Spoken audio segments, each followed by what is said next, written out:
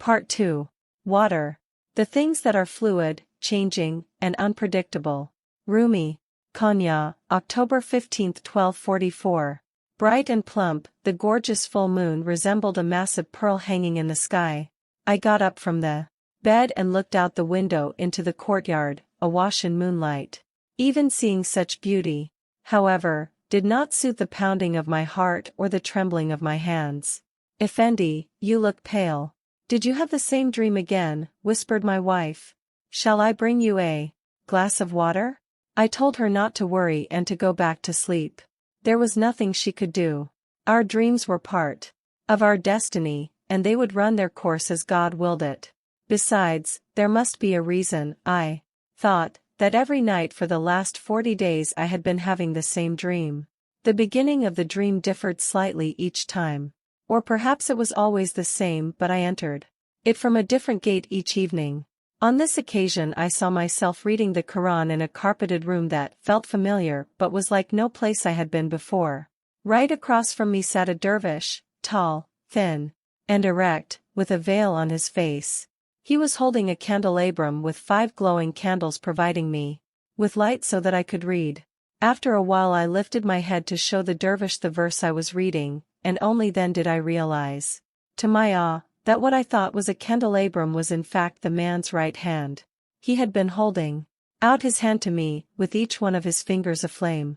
In panic I looked around for water, but there was none in sight. I took off my cloak and threw it on the dervish to extinguish the flames. But when I lifted the cloak, he had vanished, leaving only a burning candle behind.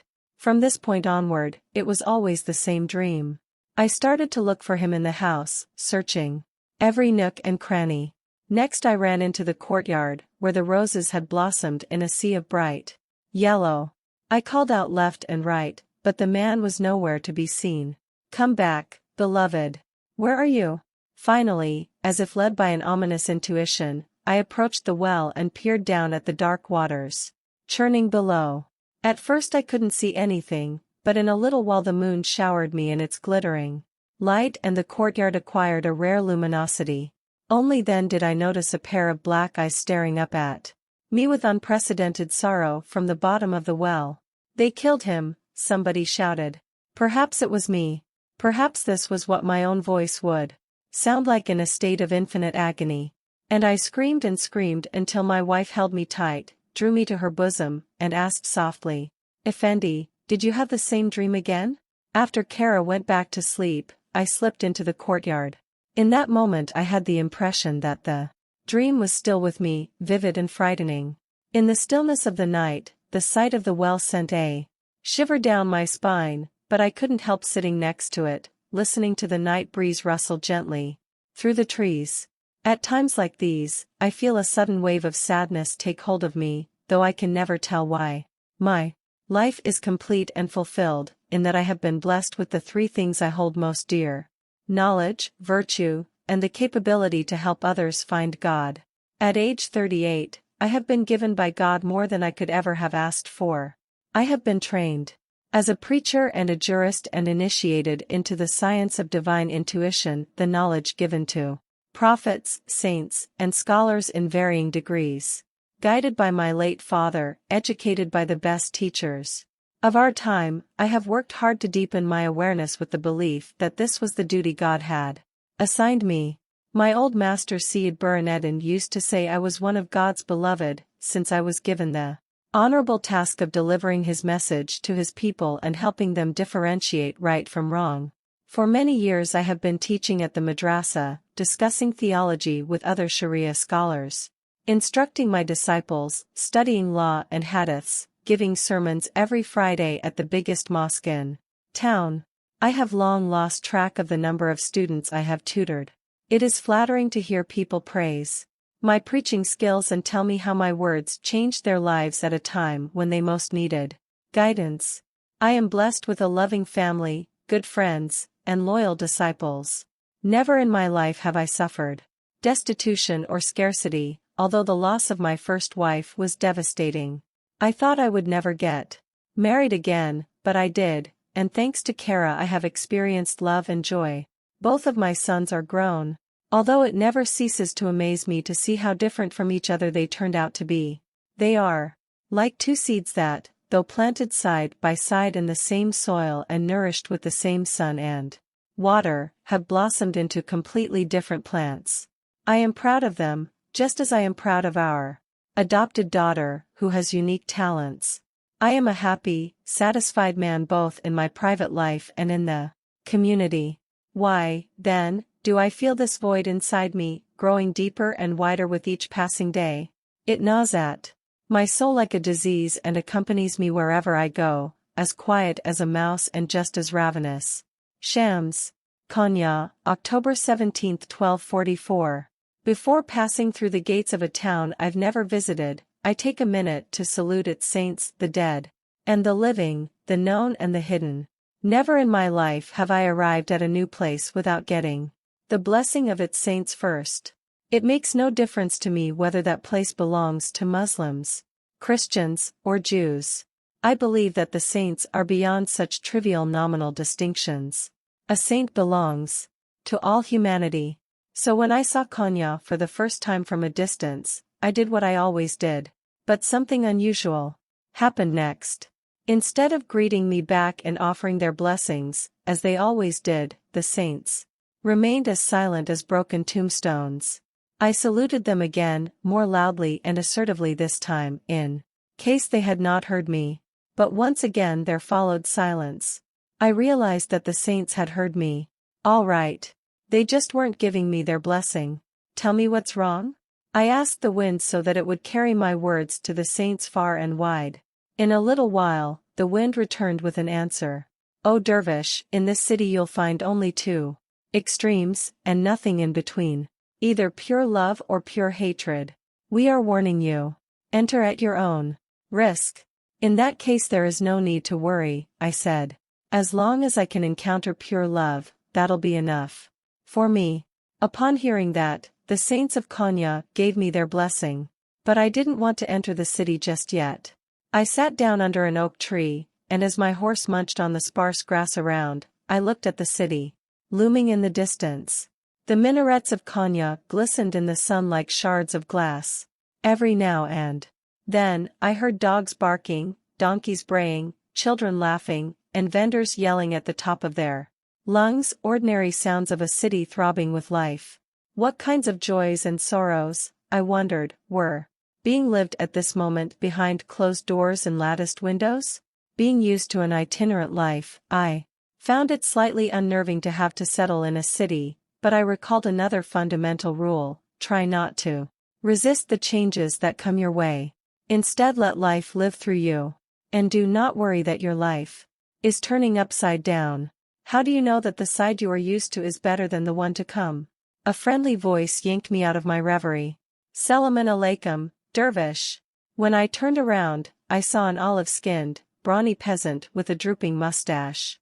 He was riding a cart pulled by an ox so skinny that the poor thing looked as if it could at any moment breathe its last.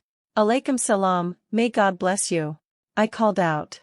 Why are you sitting here on your own? If you are tired of riding that horse of yours, I could give you a lift. I smiled.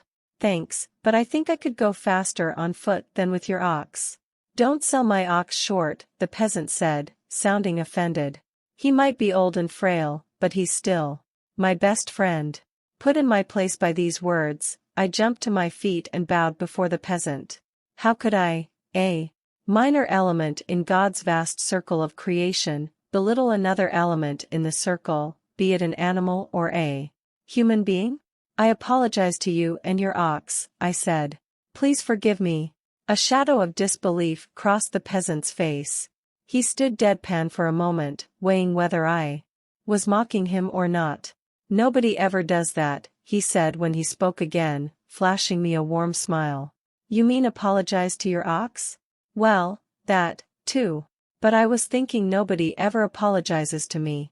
It's usually the other way round. I am the one who says sorry all the time. Even when people do me wrong, I apologize to them. I was touched to hear that. The Quran tells us each and every one of us was made in the best of molds. It's one of the rules, I said softly. What rule? He asked. God is busy with the completion of your work, both outwardly and inwardly. He is fully occupied with you. Every human being is a work in progress that is slowly but inexorably moving toward perfection. We are each an unfinished work of art, both waiting and striving to be completed. God deals with each of us separately because humanity is a fine art of skilled penmanship where every single dot is equally important for the entire picture. Are you here for the sermon, too? The peasant asked with a renewed interest. It looks like it's going to be very crowded. He is a remarkable man. My heart skipped a beat as I realized whom he was talking about. Tell me, what is so special about Rumi's sermons? The peasant fell quiet and squinted into the vast horizon for a while. His mind seemed to be everywhere and nowhere. Then he said, I come from a village that has had its share of hardships. First the famine, then the Mongols. They burned and plundered every village in their way. But what they did in the big cities was even worse. They captured Erzurum, Sivas, and Kayseri and massacred the entire male population, taking the women with them. I myself have not lost a loved one or my house. But I did lose something. I lost my joy. What's that got to do with Rumi? I asked. Dropping his gaze back to his ox, the peasant murmured tonelessly, everyone says if you listen to Rumi preach, your sadness will be cured. Personally, I didn't think there was anything wrong with sadness. Just the opposite, hypocrisy made people happy, and truth made them sad. But I didn't tell this to the peasant. Instead I said, why don't I join you until Konya, and you'll tell me more about Rumi? I tied my horse's reins to the cart and climbed in to sit beside the peasant, glad to see that the ox didn't mind the additional load. One way or the other, it walked the same excruciatingly slow walk. The peasant offered me bread and goat cheese. We ate as we talked.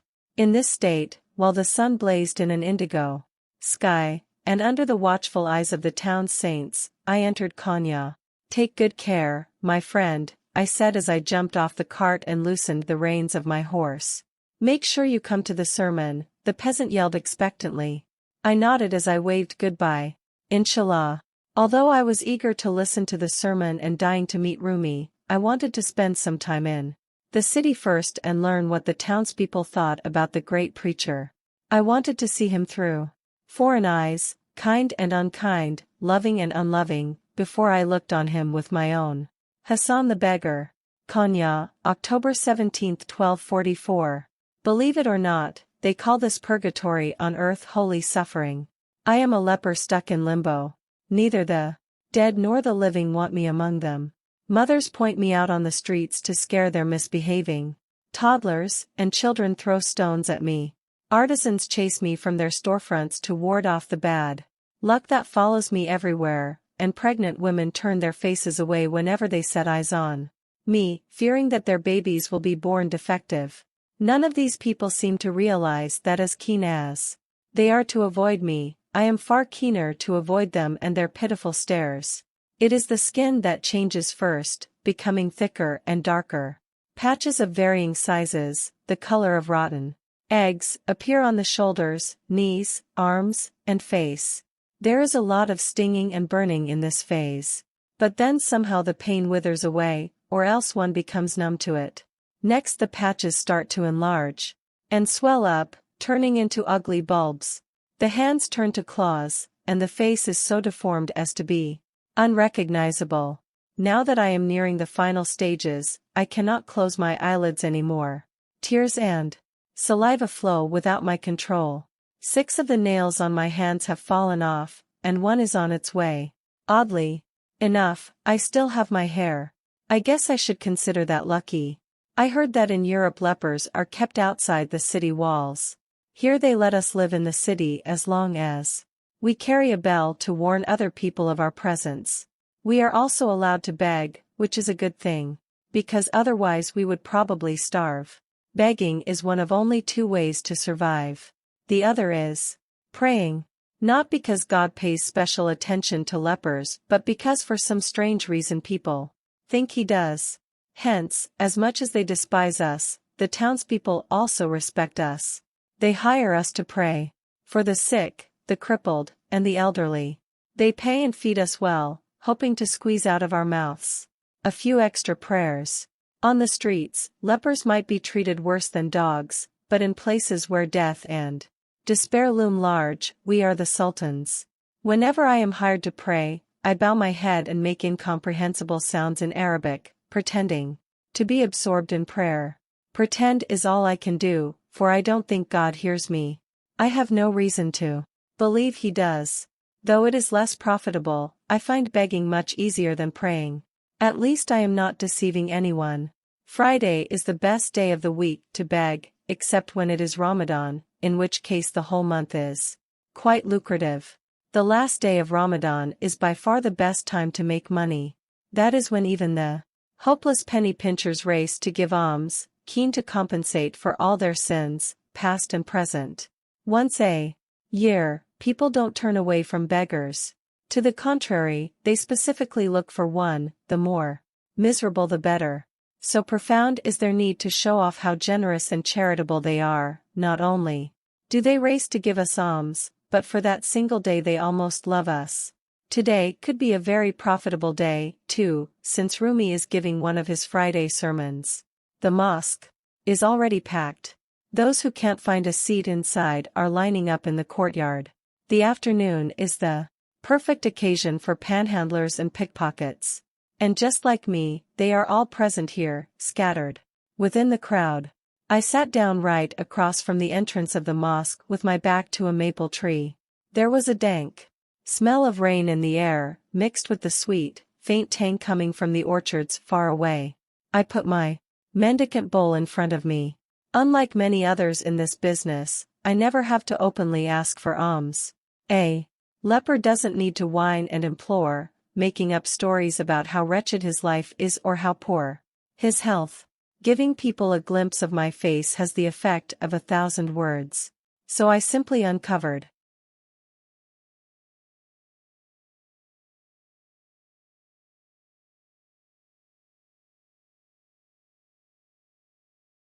my face and sat back.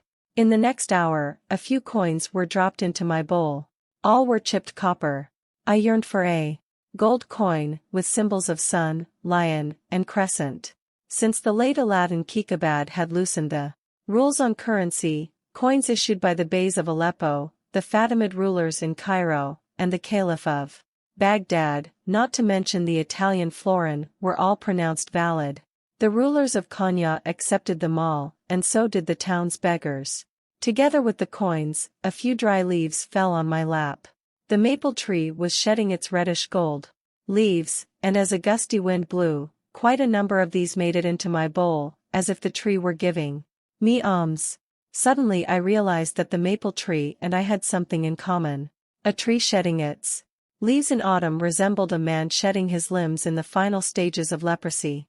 I was a naked tree. My skin, my organs, my face falling apart.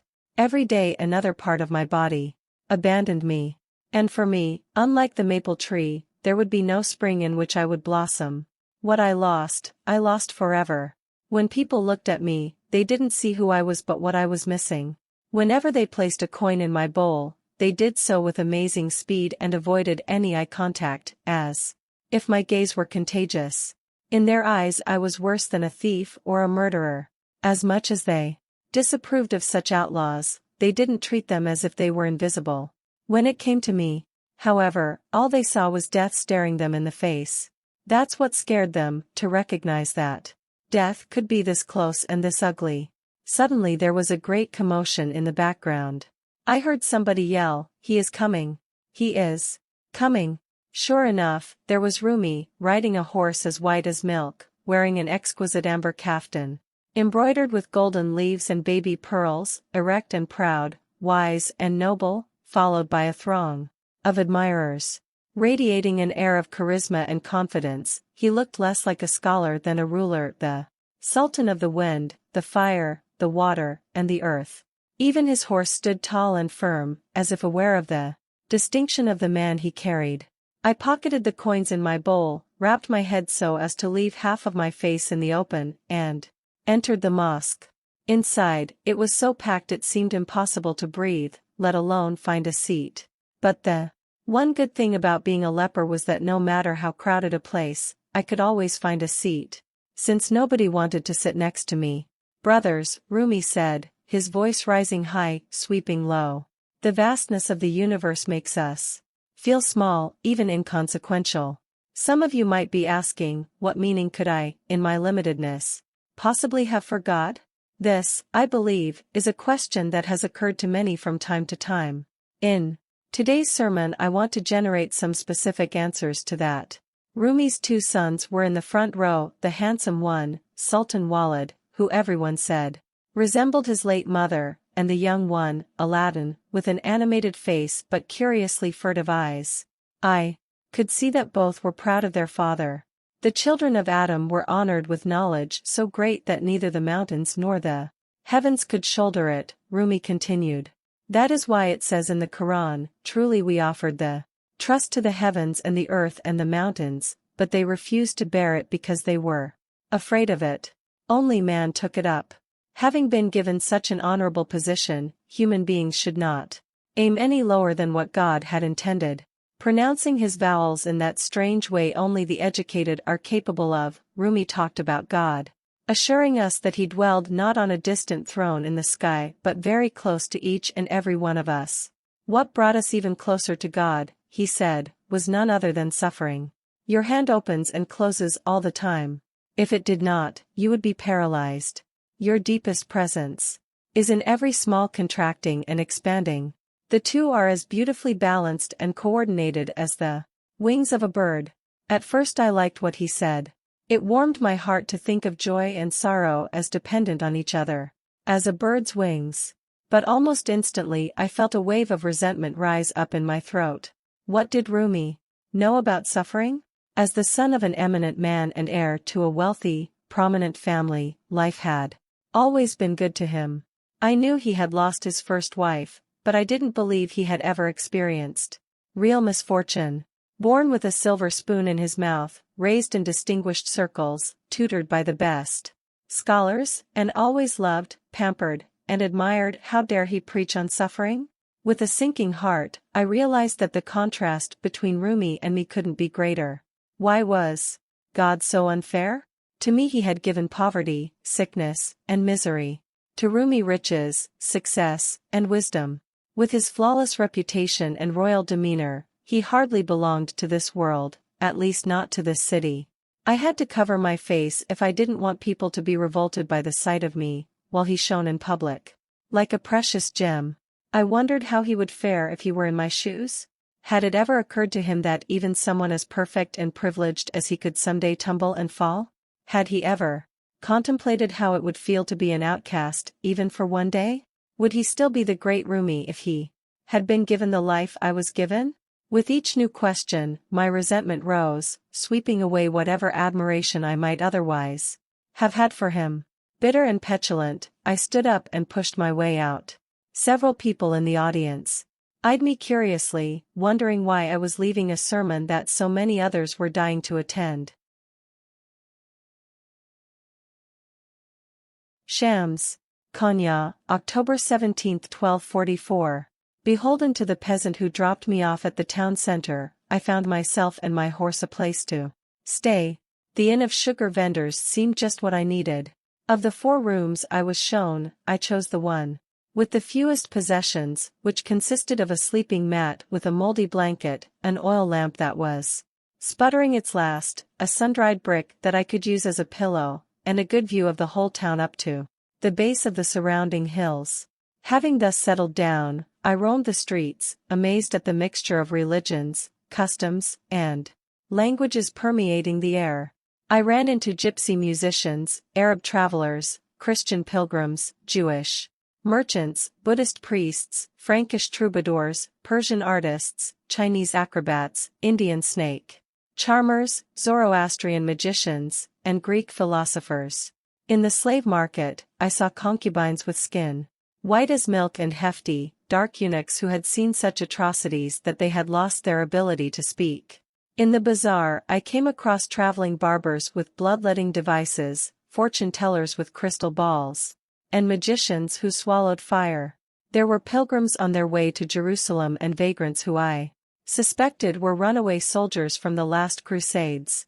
I heard people speak Venetian, Frankish, Saxon, Greek, Persian, Turkish, Kurdish, Armenian, Hebrew, and several other dialects I couldn't even distinguish.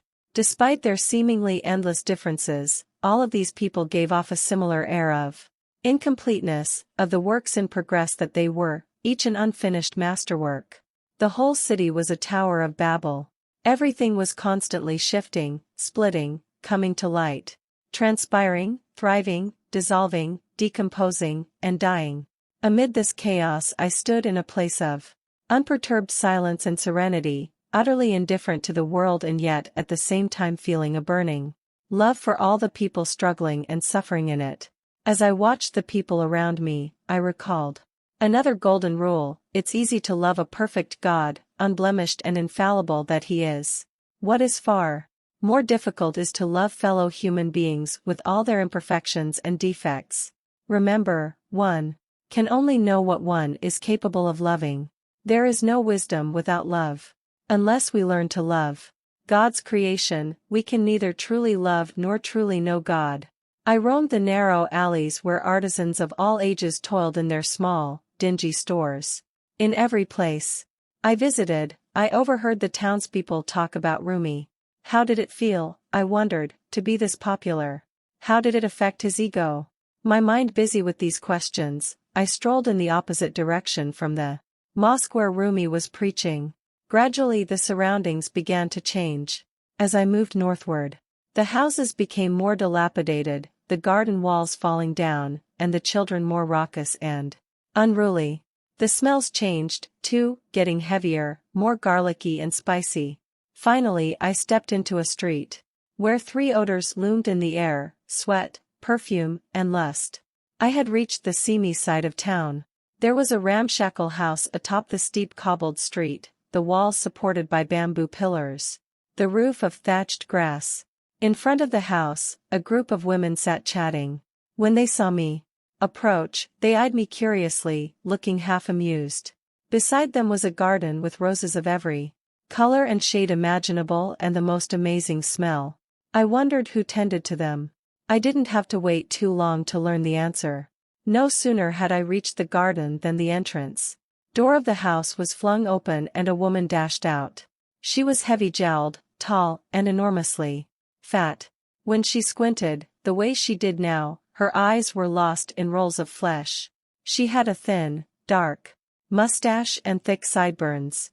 It took me a while to comprehend that she was both man and woman. "What do you want?" the hermaphrodite asked suspiciously. Her face was in constant flux. One moment it looked like the face of a woman, then the tide came back, replacing it with the face of a man. I introduced myself and asked her name, but she ignored my question. "This is no place for you," she said, waving her hands as if I were a fly she'd like to chase away. "Why not? Don't you see this place is a brothel? Don't you dervishes take an oath to stay away from lust? People think I wallow in sin here, but I give my alms and close my doors in the month of Ramadan. And now I'm saving you. Stay away from us. This is the filthiest corner in town." "Filth is inside, not outside," I objected. "Thus says the rule." "What are you talking about?" she croaked. "It is one of the 40 rules," I tried to explain. "Real filth is the one inside. The rest simply washes off. There is only one type of dirt that cannot be cleansed with pure waters, and that is the stain of hatred and bigotry contaminating the soul. You can purify your body through abstinence and fasting, but only love will purify your heart." The hermaphrodite was having none of it. "You dervishes are out of your minds. I've got all sorts of customers here. But a dervish? When frogs grow beards. If I let you linger, God will raise this place to the ground and put a curse on us for seducing a man of faith." I couldn't help chuckling. "Where do you get these ridiculous ideas? Do you think God is an angry, moody patriarch watching us from the skies above so that he can rain stones and frogs on our heads the moment we err?" The patron pulled at the ends of her thin mustache, giving me an annoyed look that verged on meanness. "Don't worry, I'm not here to visit your brothel," I assured her. "I was just admiring your rose garden." Oh, that, the hermaphrodite shrugged dismissively, is the creation of one of my girls, Desert Rose. With that, the patron gestured to a young woman sitting among the harlots ahead of us. Delicate chin, pearl-luster skin, and dark almond eyes clouded with worry. She was heartbreakingly beautiful. As I looked at her, I had a sense she was someone in the process of a big transformation. I dropped my voice to a whisper so that only the patron could hear me. That girl is a good girl. One day soon she'll embark on a spiritual journey to find God. She'll abandon this place forever. When that day comes, do not try to stop her. The hermaphrodite looked at me flabbergasted before she burst out, "What the hell are you talking about? Nobody is telling me what to do with my girls. You better get the hell out of here. Or else I'm calling Jackal Head." "Who's that?" I asked. "Believe me, you wouldn't want to know," the hermaphrodite said, shaking her finger to emphasize her point. Hearing the name of this stranger made me shiver slightly, but I didn't dwell on it. "Anyway, I'm leaving," I said. "But I'll come back, so don't be surprised next time you see me around. I'm not one of those pious types who spend their whole lives hunched on prayer rugs while their eyes and hearts remain closed to the outside world." They read the Quran only on the surface. But I read the Quran in the budding flowers and migrating birds. I read the breathing Quran secreted in human beings. "You mean you read people?" The patron laughed a half-hearted laugh. "What kind of nonsense is that?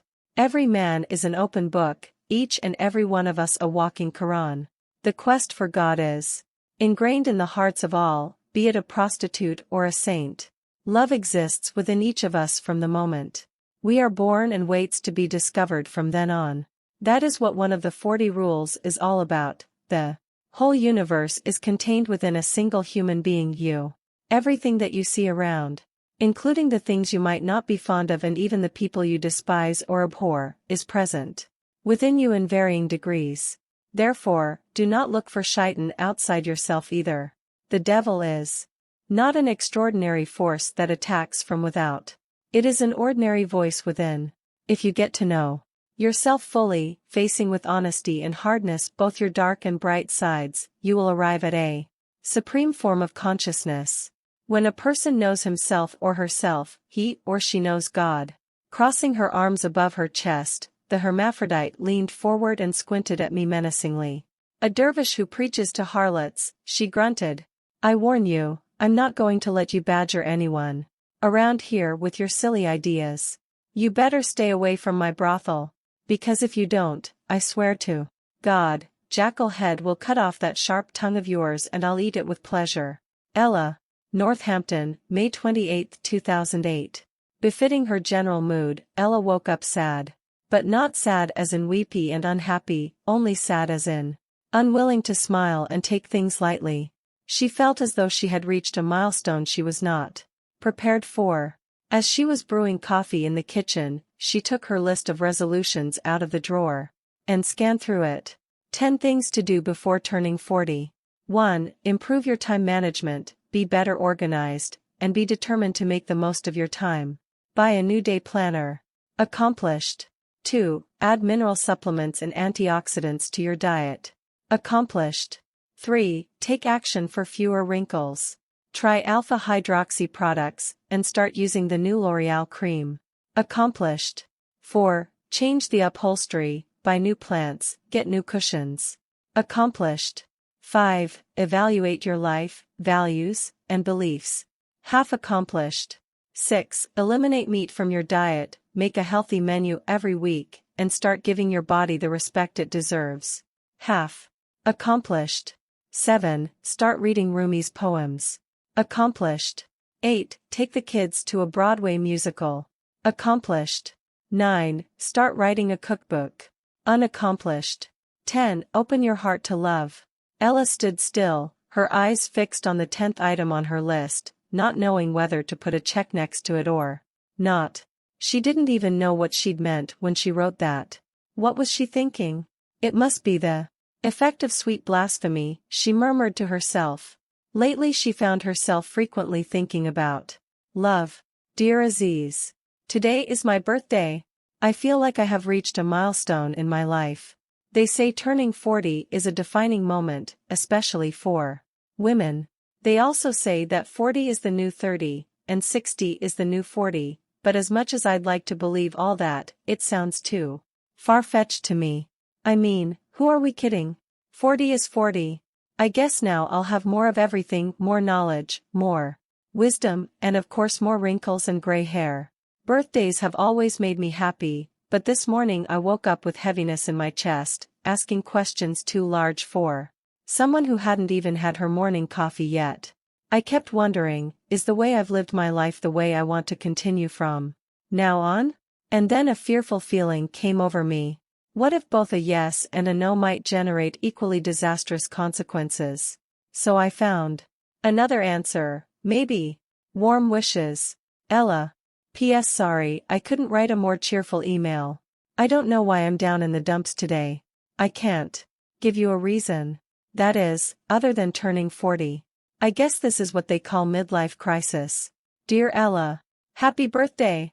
40 is a most beautiful age for both men and women.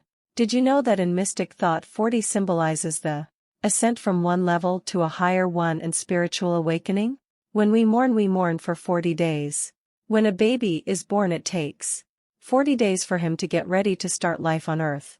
And when we are in love we need to wait for 40 days to be sure of our feelings. The flood of Noah lasted 40 days, and while the waters destroyed life, they also washed all impurity away and enabled human beings to make a new, fresh start. In Islamic mysticism there are 40 degrees between man and God. Likewise, there are 4 basic stages of consciousness and 10 degrees in each, making 40 levels in total. Jesus went into the wilderness for 40 days and nights. Muhammad was 40 years old when he received the call to become a prophet. Buddha meditated under a linden tree for 40 days. Not to mention the 40 rules of Shams. You receive a new mission at 40, a new lease on life. You have reached a most auspicious number. Congratulations! And don't worry about getting old. There are no wrinkles or gray hair strong enough to defy the power of 40. Warmly, Aziz. Desert Rose the Harlot. Konya, October 17, 1244. Brothels have existed since the beginning of time. And so have women like me. But there is something that amazes me. Why is it that although people say they hate seeing women prostitute themselves, the same people make life hard for a prostitute who wants to repent and start life anew? It is as if they are telling us, they are sorry that we have fallen so low, but now that we are where we are, we should stay there forever. I don't know why this is. All I know is, some people feed on the miseries of others and they don't like it when there is one less miserable person on the face of the earth. But no matter what they say or do, I am going to walk out of this place one day. This morning I woke up bursting with a desire to listen to the great Rumi preach. Had I told the patron the truth and asked permission, she would have made fun of me. Since when do whores go to mosques? She would have said, laughing so hard her round face would have turned crimson. That's why I lied. After that hairless dervish left, the patron looked so preoccupied I sensed it was the right time to go and talk. She is always more approachable when distracted. I told her I needed to go to the bazaar to run some errands. She believed me. After 9 years of my working like a dog for her, she does. Only on one condition, she said. Sesame is coming with you. That wasn't a problem. I liked Sesame. A big, hefty man with the mind of a child, he was reliable and honest to the point of simplicity. How he survived in such a cruel world was a mystery to me. Nobody knew what his real name was, perhaps not even himself.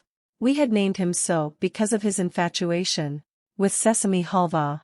When a harlot from the brothel needed to go out, Sesame accompanied her like a silent shadow. He was the best guard I could have wished for. The two of us took the dusty road winding through the orchards. When we reached the first intersection, I asked Sesame to wait for me, and I disappeared behind a bush where I had hidden a bag full of men's clothes. It was harder than I thought to dress up as a man. Wrapping long scarves around my breasts, I flattened my chest. Then I put on baggy trousers, a cotton vest, a long maroon robe, and a turban. Finally I covered half my face with a scarf, hoping to resemble an Arab traveler. When I walked back toward him, Sesame flinched, looking puzzled. "Let's go," I urged him, and when he didn't budge, I uncovered my face. "My dear, haven't you recognized me? Desert Rose, is that you?" Sesame exclaimed, putting one hand on his mouth like a child in awe. "Why, did you dress up like that? Can you keep a secret?" Sesame nodded, his eyes widening with excitement. "All right," I whispered. "We are going to a mosque. But don't tell the patron." Sesame's bottom lip quivered. "No, no. We were going to the bazaar." "Yes, dear, later. First we are going to listen to the great Rumi." Sesame panicked slightly, as I knew he would. The change in plans was unsettling to him. "Please, this means a lot to me," I begged. "If you agree and promise not to tell anyone about it, I'll buy you a huge chunk of halva." Halva.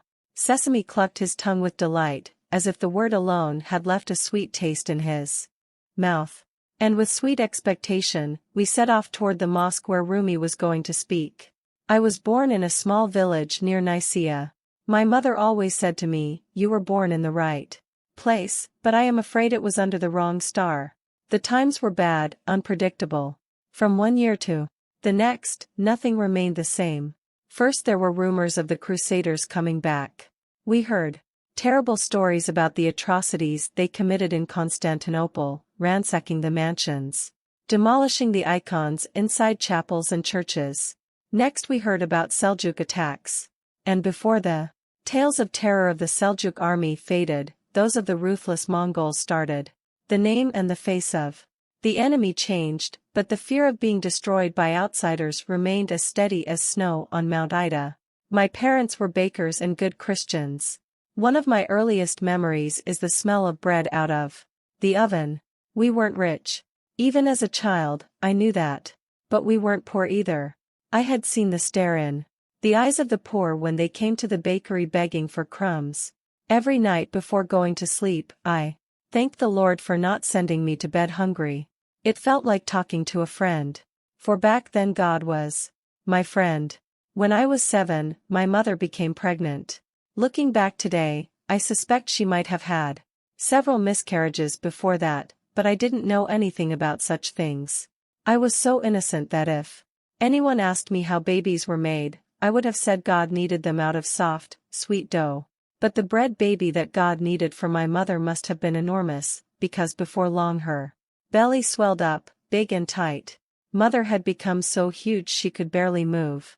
The midwife said her body was retaining water, but that didn't sound like a bad thing to me. What neither my mother nor the midwife knew was, there wasn't one baby but 3. All were boys. My brothers had waged a war inside my mother's body. One of the triplets had strangled his brother with his umbilical cord, and as if to take revenge, the dead baby had blocked the passage, thus preventing the others from coming out. For 4 days my mother remained in labor. Night and day we listened to her screams until we heard her no more. Unable to save my mother, the midwife did her best to save my brothers. Taking a pair of scissors, she cut my mom's belly open, but in the end only one baby survived. This is how my brother was born. My father never forgave him, and when the baby was baptized, he did not attend the ceremony. With my mother gone and my father turned into a sullen, bitter man, life was never the same. Things rapidly deteriorated at the bakery. We lost our customers. Afraid of becoming poor and having to beg, someday, I started to hide bread rolls under my bed, where they would get dry and stale. But it was my brother who really suffered. I at least had been loved and taken good care of in the past. He never had any of that. It broke my heart to see him being mistreated, and yet a part of me was relieved, even grateful, that it wasn't I who had become the target of my father's fury. I wish I had protected my brother. Everything would be different then, and I wouldn't be in a brothel in Konya today. Life is so strange. A year later my father remarried. The only difference in my brother's life was that whereas before it was my father who ill-treated him, now it was my father and his new wife who did so. He started to run away from home, only to come back with the worst habits and the wrong friends. One day my father beat him so badly he almost killed him. After that, the boy changed. There was a cold, cruel stare in his eyes. That wasn't there before. I knew he had something in mind, but it never occurred to me what a horrible plan he was brewing. I wish I had known. I wish I could have prevented the tragedy. Then, one morning in spring, my father and stepmother were found dead, killed with rat poison. As soon as the incident became public, everyone suspected my brother. When the guards started asking questions, he ran away in panic. I never saw him again. And just like that, I was alone in the world. Unable to stay at home where I still sensed my mother's smell, unable to work at the bakery where disturbing memories hovered in the air, I decided to go to Constantinople to stay with an old spinster aunt, who had now become my closest relative. I was 13. I took a carriage to Constantinople. I was the youngest passenger on board and the only one traveling alone. A few hours on the road, we were stopped by a gang of robbers. They took everything: suitcases, clothes, boots, belts, and jewelry, even the driver's sausages. Having nothing to give them, I stood aside, quietly, certain that they would do me no harm. But just when they were about to leave, the gang leader turned to me and asked, "Are you a virgin, dainty thing?" I blushed and refused to answer such an improper question. Little did I know that my blushing was the answer he wanted. "Let's go," the gang leader shouted. "Take the horses and the girl." While I resisted them in tears, none of the other passengers even tried to help me. The robbers took me to a thick, dense forest, where I was surprised to see they had created a whole village. There were women and children. Ducks, goats, and pigs were all over the place. It looked like an idyllic village. Except it was inhabited by criminals. Soon I understood why the gang leader had asked me if I was a virgin. The chief of the village was severely ill with nervous fever. He had been in bed for a long time, with red spots all over his body, trying countless treatments to no avail. Recently someone had convinced him that if he slept with a virgin, his illness would be transmitted to her and he would be clean and cured. There are things in my life I don't want to remember. My time in the forest is one of them. Even today, whenever the forest comes to my mind, I think of the pine trees and only the pine trees. I preferred sitting alone under those trees to the company of the women in the village, most of whom were the wives or daughters of the robbers. There were also a number of harlots who had come there on their own. I couldn't understand for the life of me why they didn't run away. I was determined to do so. There were carriages crossing the forest, most of them belonging to the nobility. It was a mystery to me why they were not robbed, until I realized that some carriage drivers bribed the robbers before passing through the forest and in return got the right to travel safely. Once I figured out how things worked, I cut my own deal. After stopping a carriage heading to the big city, I pleaded with the driver to take me with him. He asked too much money, although he knew I had none. I paid him the only way I knew how. Only long after I arrived in Constantinople would I comprehend why the harlots in the forest would never run away. The city was worse. It was ruthless. I never looked for my old aunt. Now that I was fallen, I knew a proper lady like her wouldn't want me. I was on my own. It didn't take the city long to crush my spirits and ruin my body. Suddenly I was in another world altogether, a world of malice, rape, brutality, and disease. I had successive abortions until I was damaged so badly that I stopped having periods and could no longer conceive. I saw things on those streets for which I have no words. After I left the city, I traveled with soldiers, performers, and gypsies, serving the needs of all. Then a man called Jackal Head found me and brought me to this brothel in Konya. The patron wasn't interested in where I came from as long as I was in good shape. She was delighted to learn I couldn't have babies and would not cause her any problems in that respect. To refer to my barrenness, she named me Desert, and to embellish that name somewhat, she added Rose, which was fine with me, as I adored roses. Which is how I think of faith, like a hidden rose garden where I once roamed and inhaled its perfumed smells but can no longer enter. I want God to be my friend again. With that longing I am circling that garden, searching for an entrance, hoping to find a gate that will let me in. When Sesame and I reached the mosque, I couldn't believe my eyes. Men of all ages and professions occupied every corner, even the place in the back that would normally be reserved for women. I was about to give up and leave when I noticed a beggar relinquish his seat and inch his way out. Thanking my lucky stars, I wriggled into his space, leaving Sesame outside. This is how I found myself listening to the great Rumi in a mosque full of men. I didn't even want to think what could happen if they found out there was a woman amid them, let alone a harlot. Chasing off all dark thoughts, I gave my full attention to the sermon. God created suffering so that joy might appear through its opposite, Rumi said. Things become manifest through opposites. Since God has no opposite, he remains hidden. As the preacher talked, his voice rose and swelled like a mountain stream fed by the melting snow. Look at the abasement of the earth and the exaltation of the heavens. Know that all the states of the world are like this, flooding and drought, peace and war.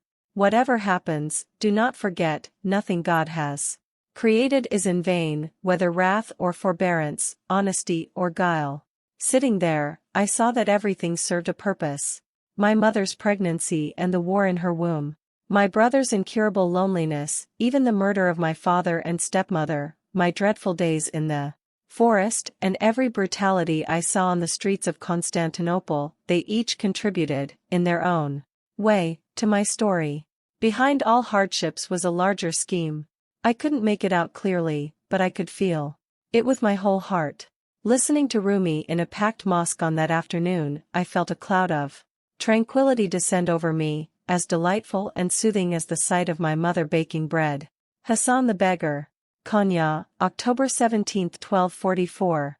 Bristling with irritation, I sat under the maple tree.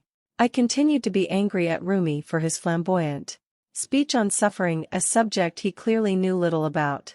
The shadow of the minaret inched its way across the street.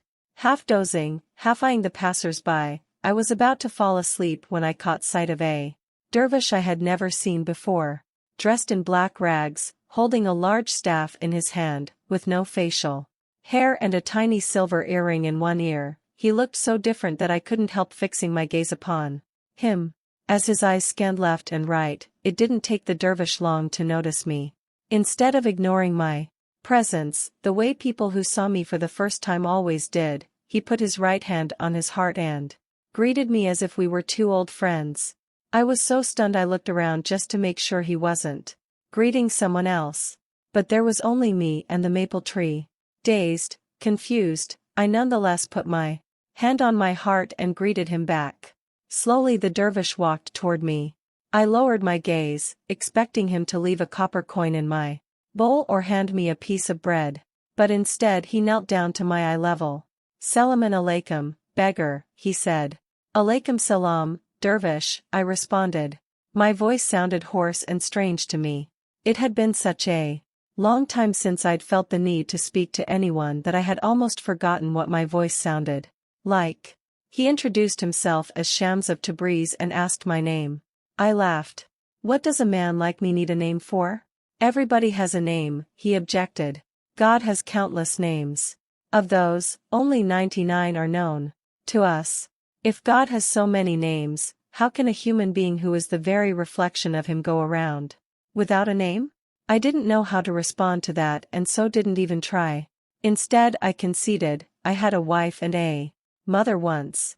They used to call me Hassan." "Hassan it is, then." The dervish nodded. Then, to my surprise, he gave me a silver mirror. "Keep it," he said. "A good man in Baghdad gave it to me, but you need it more than I do. It will remind you that you bear God within you." Before I found the chance to say anything in return, a commotion broke out in the background. The first thing that came to my mind was that a pickpocket had been caught in the mosque.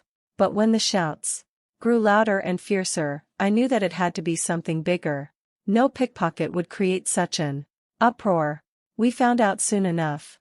A woman, a known prostitute, had been found in the mosque dressed up as a man. A group of people were shoving her out, chanting, "Lash the deceiver! Lash the whore!" In this state the angry mob reached the street. I caught sight of the young woman in men's clothing. Her face was pale as death and her almond eyes terrified. I had seen many lynchings before, It never ceased to amaze me how dramatically people changed when they joined a mob. Ordinary men with no history of violence, artisans, vendors, or peddlers, turned aggressive to the point of murder when they banded together. Lynchings were common and ended with the corpses put on display to deter others. Poor woman, I muttered to Shams of Tabriz, but when I turned to him for a response, there was no one standing there. I caught sight of the dervish darting toward the mob, like a flaming arrow shot straight up into the sky. I jumped to my feet and rushed to catch up with him.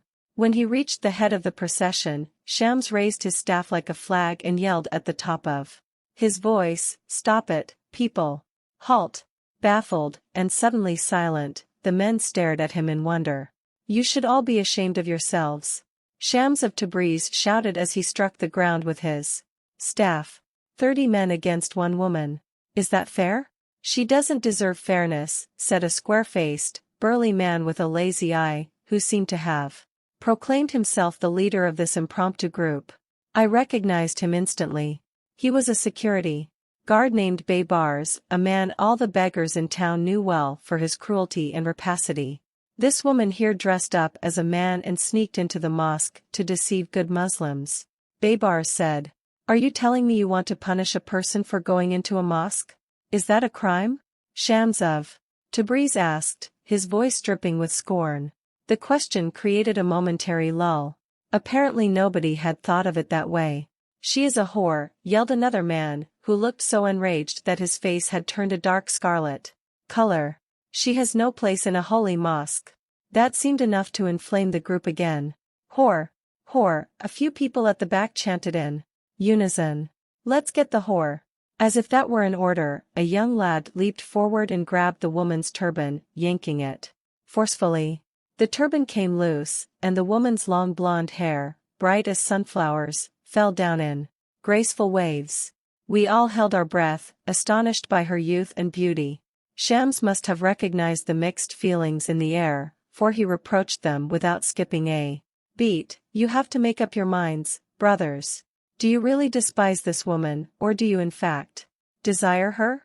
With that, the dervish caught the harlot's hand and pulled her toward him, away from the young lad and the mob. She hid behind him, like a little girl hiding behind her mother's skirts. "You are making a big mistake," the leader of the group said, raising his voice above the murmur of the crowd. "You are a stranger in this town and don't know our ways. Stay out of this matter." Someone else chimed in. "What kind of a dervish are you anyway? Don't you have anything better to do than to defend the interests of a whore?" Shams of Tabriz was quiet for a moment, as if considering the questions. He displayed no temper, remaining invariably tranquil. Then he said, "But how did you notice her in the first place? You go to a mosque but pay more attention to the people around you than to God?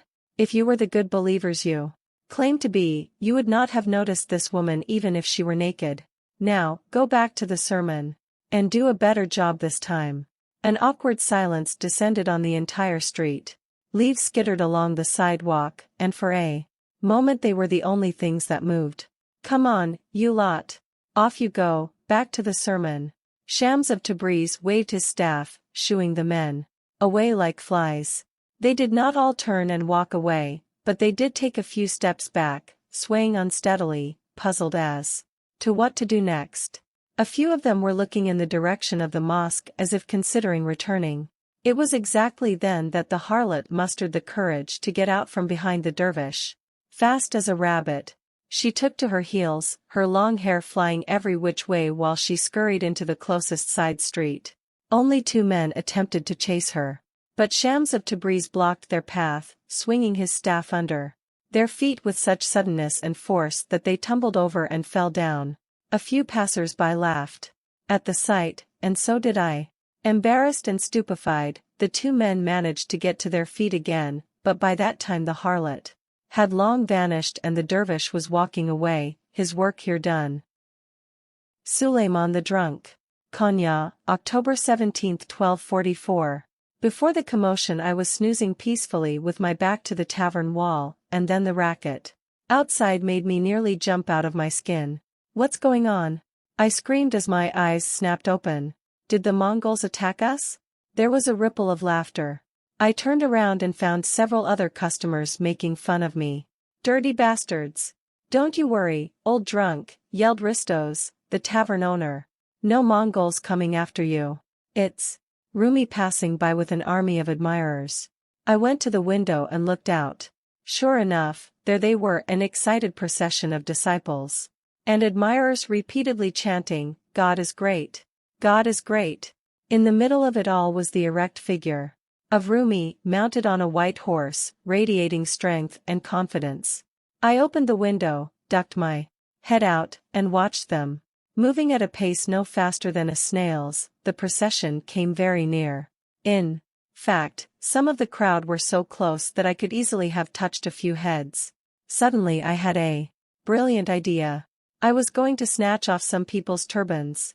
I grabbed the wooden back scratcher that belongs to Ristos. Holding the window open with one hand, and the scratcher in the other, I leaned forward, managing to reach the turban of a man in the crowd. I was just about to pull the turban off when another man inadvertently looked up and saw me. Salaam alaikum, I saluted, smiling from ear to ear. A Muslim in a tavern. Shame on you, the man roared. Don't you know wine is the handiwork of Shaitan? I opened my mouth to answer, but before I could make a sound, something sharp whizzed by my head. I realized in sheer horror that it was a stone. If I hadn't ducked at the last second, it would have cracked my skull. Instead, it had shot through the open window, landing on the table of the Persian merchant sitting behind me. Too tipsy to comprehend what had happened, the merchant held the stone in his hand, examining it as if it were an obscure message from the skies. Suleiman, close that window and go back to your table. Ristos bellowed, his voice hoarse with worry. Did you see what happened? I said as I staggered back toward my table. Someone hurled a stone at me. They could have killed me. Ristos raised an eyebrow. I'm sorry, but what were you expecting? Don't you know there are people who don't want to see a Muslim in a tavern?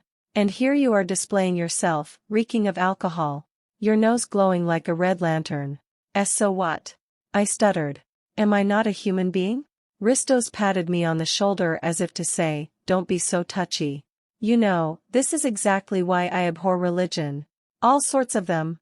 Religious people are so confident of having God by their side that they think they are superior to everyone else, I said. Ristos did not respond. He was a religious man, but also a skilled tavern owner who knew how to soothe an incensed customer. He brought me another carafe of red wine and watched me as I guzzled it. Outside, a wild wind blew, slamming shut the windows and scattering dry leaves left and right. For a moment we stood still, listening carefully, as if there were a melody to be heard. I don't understand why wine was forbidden in this world but promised in heaven, I said. If it's as bad as they claim, why would they serve it in paradise? Questions, Ristos murmured as he threw his hands up. You are always full of questions. Do you have to question everything? Of course I do. That's why we were given a brain, don't you think? Suleiman, I have known you for a long time. You are not just any customer to me. You are my friend. And I worry about you. I'll be fine, I said, but Ristos interrupted me. You are a good man, but your tongue is as sharp as a dagger. That's what worries me. There are all sorts of people in Konya. And it's no secret that some of them don't think highly of a Muslim who has taken to drink. You need to learn to be careful in public. Hide your ways, and watch what you say. I grinned. May we top off this speech with a poem from Khayyam? Ristos heaved a sigh, but the Persian merchant who had overheard me exclaimed cheerfully, yes, we want a poem from Khayyam. Other customers joined in, giving me a big round of applause. Motivated and slightly provoked, I jumped onto a table and began to recite. Did God set grapes growing, do you think? And at the same time make it a sin to drink? The Persian merchant yelled, of course not. That wouldn't make any sense. Give thanks to him who foreordained it thus. Surely he loves to hear the glasses clink. If there was one thing these many years of drinking had taught me, it was that different people drank differently. I knew people who drank gallons every night, and all they did was get merry, sing songs, and then doze off. But then there were others who turned into monsters with a few drops. If the same drink Made some merry and tipsy and others wicked and aggressive. Shouldn't we hold the drinkers responsible? Instead of the drink? Drink! For you know not whence you came, nor why. Drink! For you know not why you go, nor where. Another round of applause followed. Even Ristos joined the excitement. In the Jewish quarter of Konya, in a tavern owned by a Christian, we, a mixed bunch of wine lovers of all faiths, raised our glasses and toasted together, hard though it was to believe, to a God who could love and forgive us even when we ourselves clearly failed to do so. Ella. Northampton, May 31, 2008. Better safe than sorry, said the website. Check his shirts for lipstick stains, see if he comes home smelling of unfamiliar perfumes. This was the first time Ella Rubinstein had taken an online test, titled How to Tell If Your Husband Is Cheating on You. Although she found the questions tacky, by now she knew that life itself could occasionally feel like one big cliché. In spite of her final test score, Ella didn't want to confront David on this matter. She still had not asked him where he'd been on the nights he hadn't come home. These days she spent most of her time reading Sweet Blasphemy, using the novel as an excuse to cover up her silence. Her mind was so distracted that it was taking her longer than usual to finish the book. Still, she was enjoying the story, and with every new rule of shams she mulled her life over. When the children were around, she acted normal. They acted normal. However, the moment she and David were alone, she caught her husband looking at her curiously, as if wondering what kind of wife would avoid asking her husband where he'd spent the night. But the truth was that Ella didn't want a piece of information she wouldn't know how to handle. The less she knew about her husband's flings, the less they would occupy her mind, she thought. It was true what they say about ignorance. It was bliss. The only time that bliss had been disrupted was last Christmas, when a survey from a local hotel arrived in their mailbox, addressed directly to David. Customer service wanted to know whether he was happy with his stays. Ella left the letter on the table, on top of a pile of mail, and that evening she watched him take the letter out of the opened envelope and read it. Ah, a guest evaluation form. The last thing I needed, David said, managing a half-smile for her. We held a dental conference there last year. They must have included all the participants on their customer list. She believed him. At least the part of her that didn't like to rock the boat did. The other part of her was cynical and distrustful. It was that same part that the next day found the hotel's number and dialed it, just to hear what she already knew. Neither this year nor the one before had they ever hosted a dental conference. Deep inside, Ella blamed herself. She hadn't aged well, and she'd gained considerable weight over the last 6 years. With every new pound, her sexual drive had declined a bit further. The cooking classes rendered it more difficult to shed the extra pounds, though there were women in her group who cooked more often, and better, and still remained half her size. When she looked back at her life, she realized that rebellion had never suited her. She had never smoked weed with boys behind closed doors, gotten kicked out of bars, used morning after pills, thrown fits, or lied to her mother. Never cut class. Never had teen sex. All around her, girls her age were having abortions or putting their out-of-wedlock babies up for adoption, while she observed their stories as though watching a TV program on famine in Ethiopia. It saddened Ella that such tragedies were unfolding in the world, but the truth was that she never saw herself as sharing the same universe with those unfortunate ones. She had never been a party girl, not even as a teenager. She preferred to sit at home and read a good book on a Friday night rather than whoop it up with strangers at some wild party. Why can't you be like Ella? The mothers in the neighborhood asked their daughters. See, she never gets herself in trouble.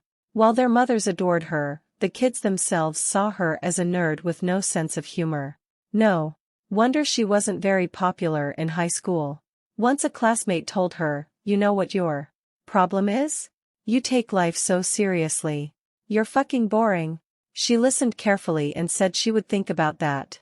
Even her hairstyle hadn't changed much over the years. Long, straight, honey blonde hair that she pulled into an unrelenting bun or braided down her back. She wore little makeup, just a touch of reddish-brown lipstick and a moss-green eyeliner, which according to her daughter did more to hide than to bring out the gray-blue of her eyes.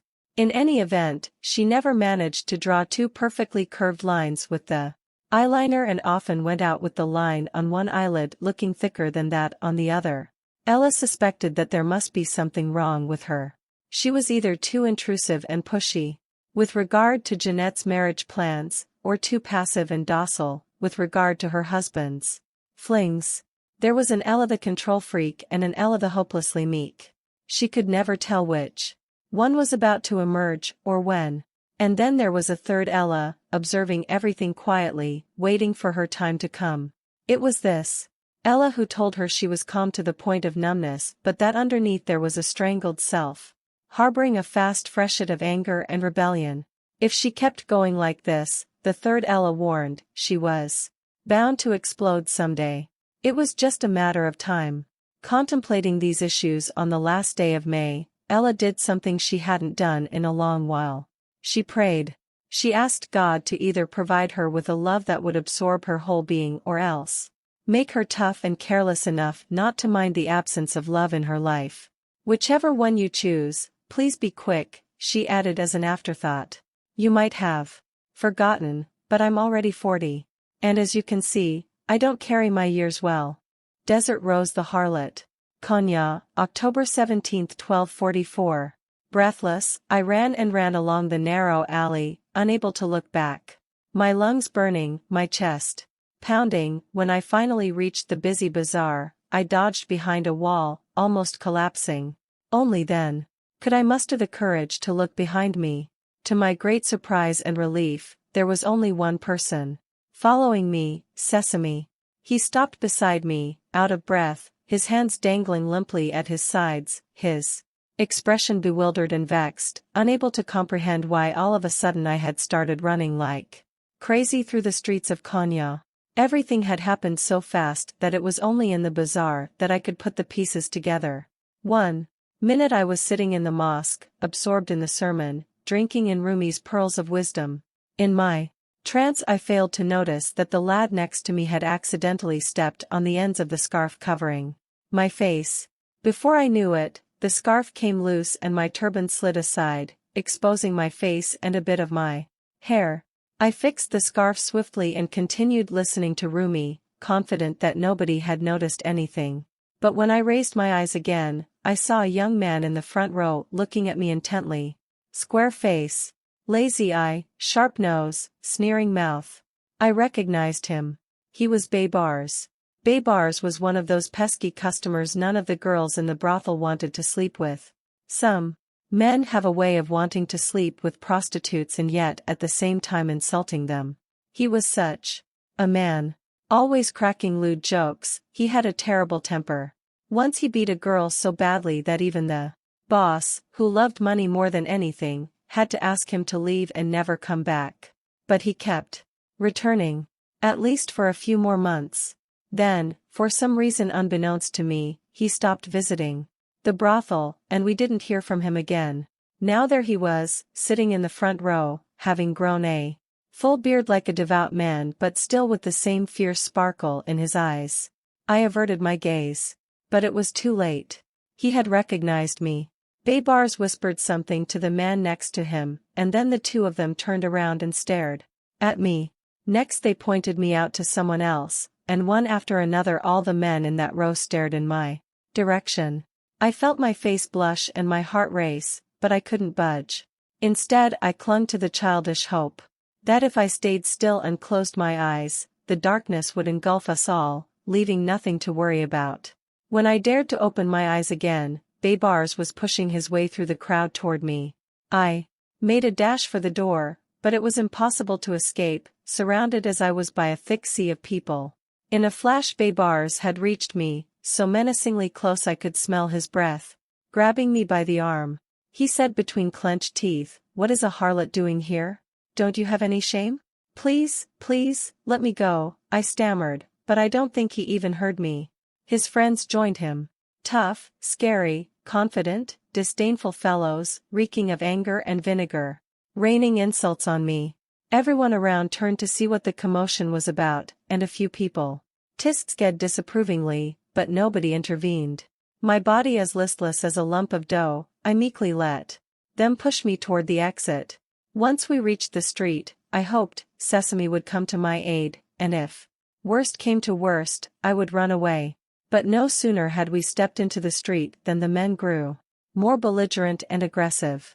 I realized in horror that in the mosque, out of respect for the preacher and the community, they had been careful not to raise their voices or shove me around, but outside on the street there was nothing to stop them. I had been through harder things in my life, and yet I doubt if I had ever felt so dejected before. After years of hesitation, today I had taken a step toward God, and how had he responded? By kicking me out of his house. I should never have gone there, I said to Sesame, my voice cracking like thin ice. They're right, you know. A harlot has no place in a mosque or a church or in any of his houses. Don't say that. When I turned around to see who had said this, I couldn't believe my eyes. It was him, the wandering, hairless dervish. Sesame broke into a wide smile, delighted to see him again. I lurched forward to kiss his hands, but he stopped me midway. Please don't. But how can I thank you? I owe you so much, I beseeched. He shrugged and looked uninterested. You owe me nothing, he said. We are indebted to no other than him. He introduced himself as Shams of Tabriz and then said the strangest thing ever. Some people start life with a perfectly glowing aura but then lose color and fade. You seem to be one of them. Once your aura was whiter than lilies with specks of yellow and pink, but it faded over time. Now it is a pale brown. Don't you miss your original colors? Wouldn't you like to unite with your essence? I looked at him, feeling utterly lost in his words. Your aura has lost its shine because all these years you have convinced yourself that you are dirty. Inside and out. I am dirty, I said, biting my lip. Don't you know what I do for a living? Allow me to tell you a story, Shams said. And this is what he told me. One day a prostitute passed by a street dog. The animal was panting under the hot sun, thirsty and helpless. The prostitute immediately took off her shoe and filled it with water from the nearest well for the dog. Then she went on her way. The next day she ran into a Sufi who was a man of great wisdom. As soon as he saw her, he kissed her hands. She was shocked. But he told her that her kindness toward the dog had been so genuine that all her sins had been pardoned there and then. I understood what Shams of Tabriz was trying to tell me, but something inside me refused to believe him. So I said, let me assure you, even if I fed all the dogs in Konya, it wouldn't be enough for my redemption. You cannot know that, only God can. Besides, what makes you think any of those men who pushed you out of the mosque today are closer to God? Even if they are not closer to God, I replied, unconvinced, who will tell them that? Will you? But the dervish shook his head. No, that's not the way the system works. It is you who needs to tell it to them. Do you think they would listen to me? Those men hate me. They will listen, he said determinedly. Because there is no such thing as them, just as there is no I. All you need to do is keep in mind how everything and everyone in this universe is interconnected. We are not hundreds and thousands of different beings. We are all one. I waited for him to explain, but instead he continued, it's one of the 40 rules. If you want to change the way others treat you, you should first change the way you treat yourself. Unless you learn to love yourself, fully and sincerely, there is no way you can be loved. Once you achieve that stage, however, be thankful for every thorn that others might throw at you. It is a sign that you will soon be showered in roses. He paused briefly and then added, how can you blame others for disrespecting you when you think of yourself as unworthy of respect? I stood there unable to say a word as I felt my grip on what was real slip away. I thought about all the men I had slept with, the way they smelled, the way their calloused hands felt, the way they cried when they came. I had seen nice boys turn into monsters and monsters turn into nice boys. Once I had a customer who had the habit of spitting on prostitutes while he had sex with them. Dirty, he would say as he spit into my mouth and all over my face. You dirty whore. And here was this dervish telling me I was cleaner than fresh spring water. It felt like a tasteless joke. But when I forced myself to laugh, the sound didn't pass through my throat, and I ended up suppressing a sob. The past is a whirlpool. If you let it dominate your present moment, it will suck you in, said Shams as if he had read my thoughts. Time is just an illusion. What you need is to live this very moment. That is all that matters. Upon saying that, he took out a silk handkerchief from the inside pocket of his robe. Keep it, he said. A good man in Baghdad gave it to me, but you need it more than I do. It will remind you that your heart is pure and that you bear God within you. With that, the dervish grabbed his staff and stood up, ready to go. Just walk out of that brothel. Where? How? I have no place to go. That's not a problem, Shams said, his eyes gleaming. Fret not where the road will take you. Instead, concentrate on the first step. That's the hardest part, and that's what you are responsible for. Once you take that step, let everything do what it naturally does and the rest will follow. Do not go with the flow. Be the flow. I nodded. I didn't need to ask in order to understand that this, too, was one of the rules. Suleiman the Drunk. Konya, October 17, 1244. Before midnight I downed my last drink and left the tavern. Remember what I said. Watch your tongue, Ristos cautioned as he waved goodbye. I nodded, feeling fortunate to have a friend who cared about me. But as soon as I stepped into the dark, empty street, I was seized by a kind of exhaustion such as I had never felt before. I wished I had taken a bottle of wine with me. I could have used a drink. As I tottered with my boots clacking on the broken cobblestones, the sight of the men in Rumi's procession crossed my mind. It pained me to recall the flicker of loathing in their eyes. If there was one thing I hated most in the world, it was prudishness.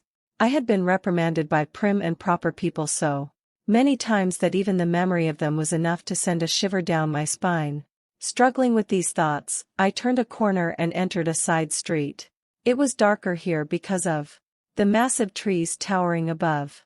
As if that weren't enough, the moon suddenly hid behind a cloud, shrouding me in thick, dense darkness. Otherwise I would have noticed the two security guards approaching me. Salamun alaikum, I chimed, my voice coming out too merrily in the attempt to hide my anxiety. But the guards didn't return my greeting. Instead they asked me what I was doing out on the streets at this late hour. Just walking, I mumbled. We stood face to face, anchored in an awkward silence pierced only by the howling of dogs far away. One of the men took a step toward me and sniffed the air. It stinks around here, he blurted out. Yeah, it reeks of wine, the other guard confirmed. I decided to treat the situation lightly. Don't worry yourselves. The stench is only metaphorical. Since it is only metaphorical wine that we Muslims are allowed to drink, the smell must also be metaphorical. What the hell is he raving about? The first guard grumbled. Just then the moon came out from behind the cloud, covering us with its soft, pallid light.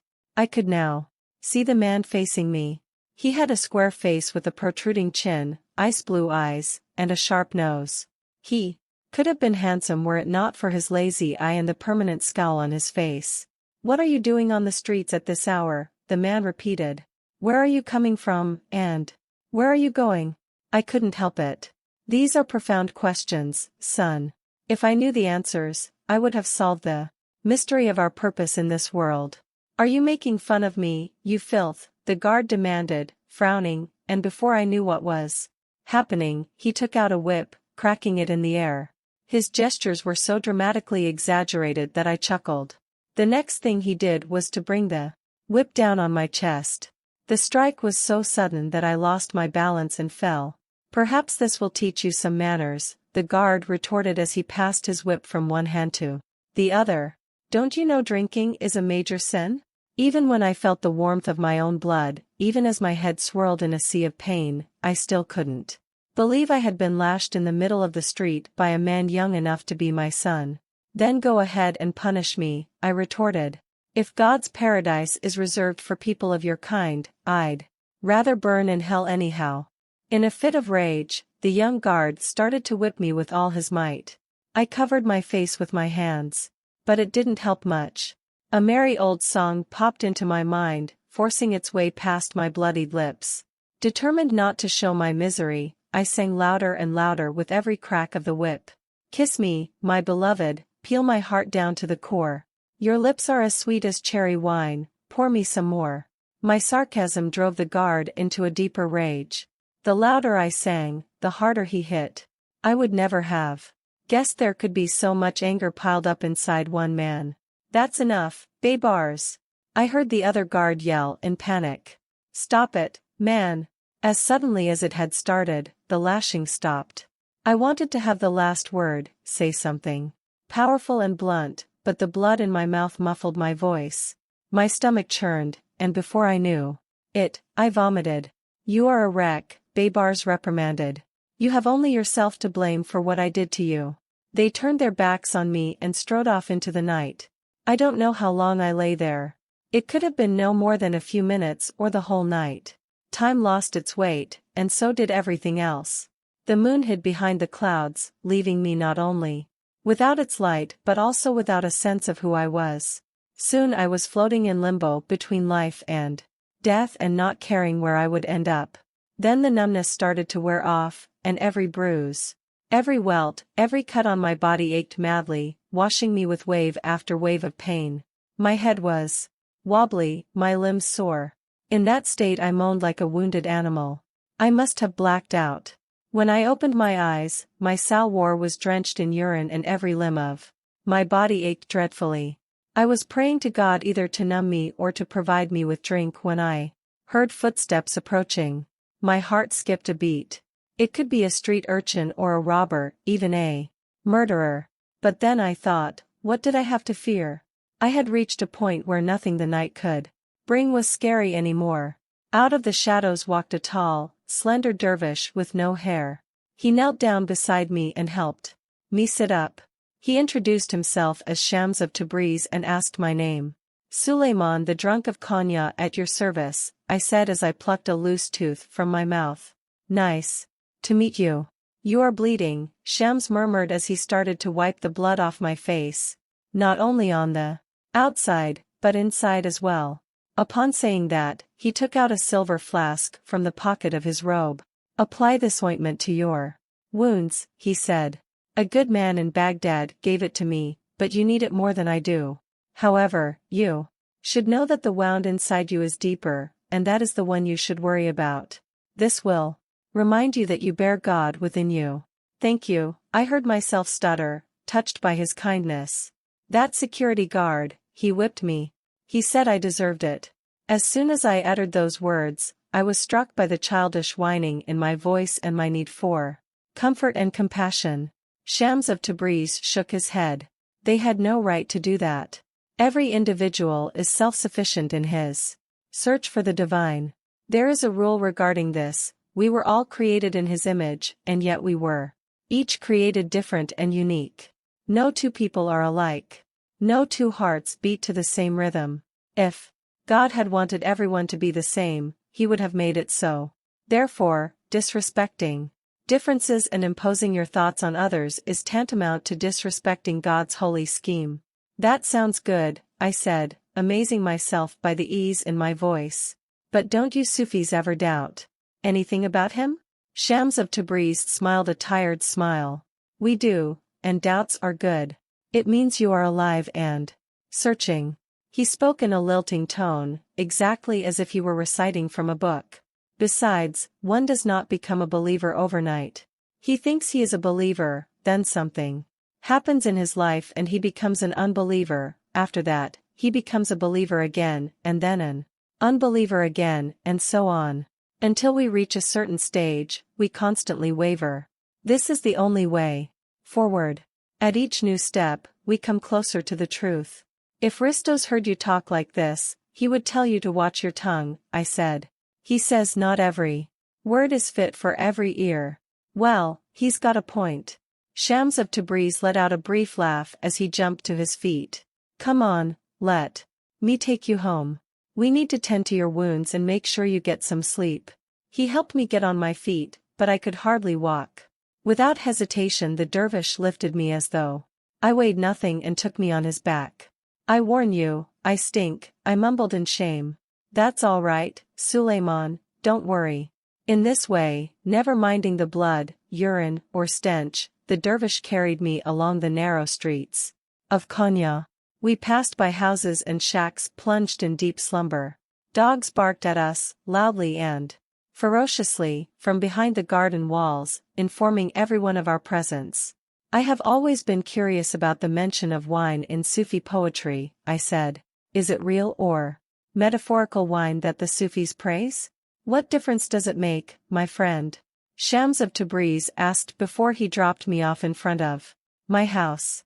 There is a rule that explains this: when a true lover of God goes into a tavern, the tavern becomes his chamber of prayer, but when a wine bibber goes into the same chamber, it becomes his tavern. In everything we do, it is our hearts that make the difference, not our outer appearances. Sufis do not judge other people on how they look or who they are. When a Sufi stares at someone, he keeps both eyes closed and instead opens a third eye, the eye that sees the inner realm. Alone in my house after this long and exhausting night, I pondered what had transpired. As miserable as I felt, somewhere deep inside me there was a blissful tranquility. For a fleeting moment, I caught a glimpse of it and yearned to remain there forever. At that moment I knew there was a God after all, and He loved me. Though I was sore all over, strangely enough I was not hurting anymore. Ella. Northampton, June 3, 2008.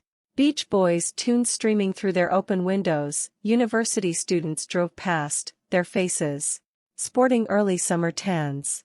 Ella watched, numb to their happiness, as her mind reverted to the events of the past few days. First she had found Spirit dead in the kitchen, and although she'd told herself many times to be ready for this moment, she was seized by not only a profound grief but also a sense of vulnerability and loneliness, as if losing her dog had the effect of throwing her out into the world all by herself.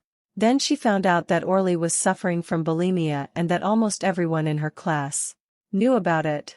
This brought a wave of guilt to Ella, leading her to have doubts about her relationship with her younger daughter and to question her record as a mother.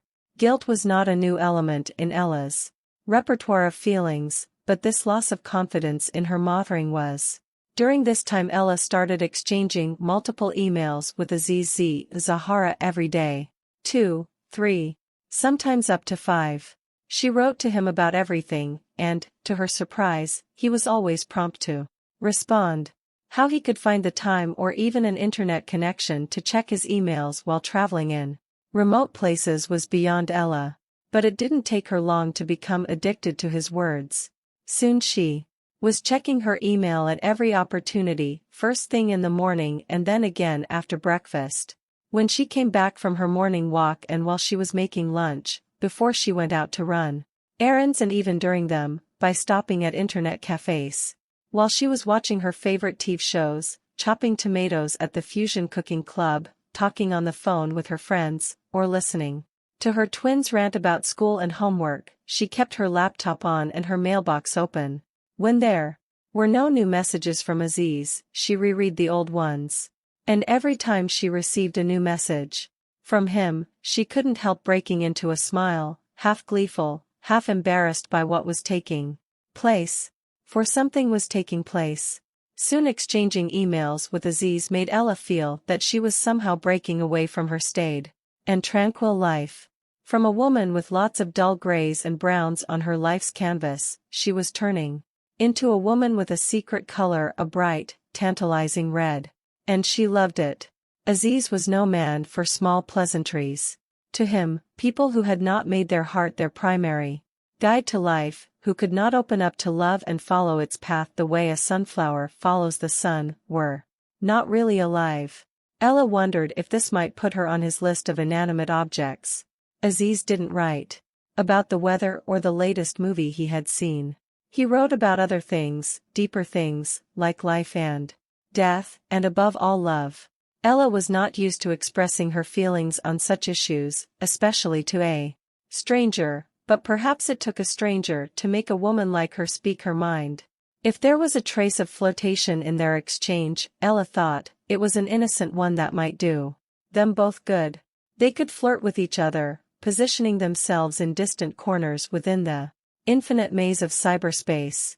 Thanks to this exchange, she hoped to regain a portion of the sense of worth she had lost during her marriage. Aziz was that rare type of man a woman could love without losing her self-respect. And perhaps he, too, could find something pleasing in being the center of attention of a middle-aged American woman. Cyberspace both magnified and mellowed offline behaviors, providing an opportunity to flirt without guilt, which she didn't want because she already had too much, and an adventure without risks, which she did want because she never had any. It was like nibbling on forbidden fruit without having to worry about the extra calories. There were no consequences. So maybe it was blasphemy for a married woman with children to write intimate emails to a stranger. But given the platonic nature of their relationship, Ella deduced, it was sweet blasphemy. Ella, Northampton, June 5, 2008. Beloved Aziz. In one of your earlier emails, you said the idea that we could control the course of our lives through rational choices was as absurd as a fish trying to control the ocean in which it swam. I thought about your next sentence a lot. The idea of a knowing self has generated not only false expectations but also disappointments in places where life does not match our expectations. And now it's time for me to confess, I'm a bit of a control freak myself. At least that's what people who know me best will tell you. Until recently I was a very strict mom. I had a lot of rules, and believe me, they're not as nice as your Sufi rules, and there was no bargaining with me. Once my eldest daughter accused me of adopting the strategy of a guerrilla. She said I dug into their lives and from my trench I tried to capture every errant thought or desire that they might have. Remember the song K Sarah, Sarah? Well, I guess it has never been my song. What will be has never sat right with me. I just can't go with the flow. I know you're a religious person, but I'm not.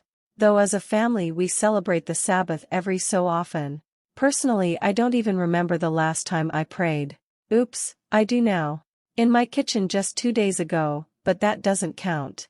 Because it was more like complaining to a higher self. There was a time back in college when I got hooked on Eastern spirituality and did some reading on Buddhism and Taoism. I had even made plans with an eccentric girlfriend to spend a month at an ashram in India, but that phase of my life didn't last long. As inviting as the mystic teachings were, I thought they were too compliant and inapplicable to modern life. Since then I haven't changed my mind. I hope my aversion to religion won't offend you. Please see it as a confession long overdue from someone who cares about you. Warmly, Ella. Dear Gorilla Ella, your email found me as I was getting ready to leave Amsterdam for Malawi. I have been assigned to take pictures of the people in a village where AIDS is rampant and most children are orphans. Now, if everything goes well, I'll be back in 4 days. Can I hope so? Yes. Can I control it? No. All I can do is take my laptop with me, try to find a good internet connection, and hope that I will live another day. The rest is not in my hands. And this is what the Sufis call the fifth element, the void. The inexplicable and uncontrollable divine element that we as human beings cannot comprehend and yet should always be aware of. I don't believe in inaction if by that you mean doing nothing at all and showing no deep interest in life. But I do believe in respecting the fifth element. I believe we each make a covenant with God. I know that I did. When I became a Sufi, I promised God to do my part to the best of my ability and leave the rest to Him and Him only. I accepted the fact that there are things beyond my limits. I can see only some parts. Like floating fragments from a movie, but the bigger scheme is beyond my comprehension. Now, you think I am a religious man, but I am not. I am spiritual, which is different. Religiosity and spirituality are not the same thing, and I believe that the gap between the two has never been greater than it is today. When I look at the world, I see a deepening quandary. On the one hand, we believe in the freedom and power of the individual regardless of God, government, or society. In many ways human beings are becoming more self-centered, and the world is becoming more materialistic. On the other hand, humanity as a whole is becoming more spiritual. After relying on reason for so long, we seem to have reached a point where we acknowledge the limits of the mind. Today, just as in medieval times, there is an explosion of interest in spirituality. More and more people in the West are trying to carve out a space for spirituality in the midst of their busy lives. But though they intend well, their methods are often inadequate. Spirituality is not yet another dressing for the same old dish. It is not something we can add to our life without making major changes there. I know you like to cook. Did you know that Shams says the world is a huge cauldron and something big is cooking in it? We don't know what yet. Everything we do, feel, or think is an ingredient in that mixture. We need to ask ourselves what we are adding to the cauldron.